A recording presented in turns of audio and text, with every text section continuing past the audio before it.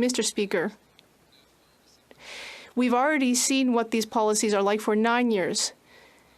They are causing the poverty and problems that I talked about earlier.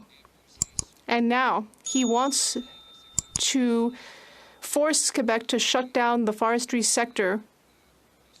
We learned from the Quebec Natural Resources Ministry that this may kill up to 30,000 jobs, but the Bloc Québécois doesn't have a single word to say against it.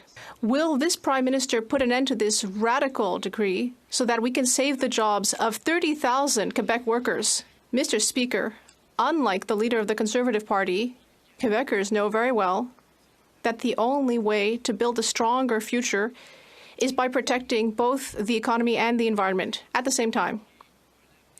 That is how we will create a more prosperous future for Quebecers and all Canadians.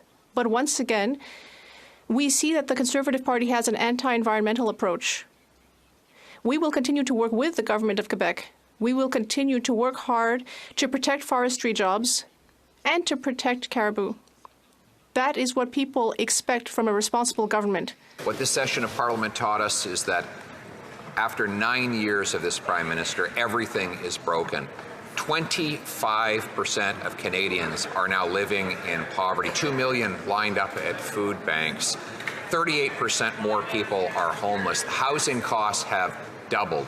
It wasn't like this before this Prime Minister, and it won't be like this after he's gone. Will he put us through another year and a half of this costly hell, or will he call a carbon tax election today so we can elect a common sense government to axe the tax, build the homes, fix the budget, and stop the crime?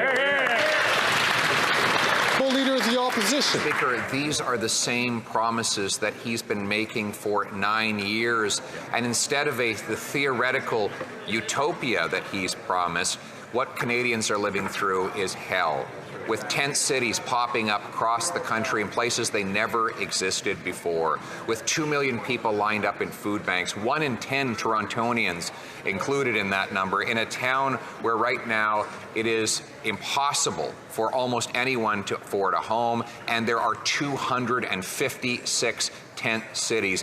Why won't he recognize that these are the very real consequence of his policy of Wacko Economics? The Right Honourable Prime Minister. Mr. Speaker, as part of our plan to invest the most ambitious housing plan this country has ever seen, to invest in supports for seniors, supports for young people, supports for Canadians with disabilities. Mr. Speaker, the middle class doesn't exist after 9 years of this Prime Minister. Here are the facts. 76% of young people believe they'll never afford a home. 38% more homeless people. 256 homeless encampments in Toronto alone. 2 million people lined up at a food bank. 1 in 4 Canadians skipping meals because they can't afford the price of food. Is this what he meant when he said sunny ways for the middle class?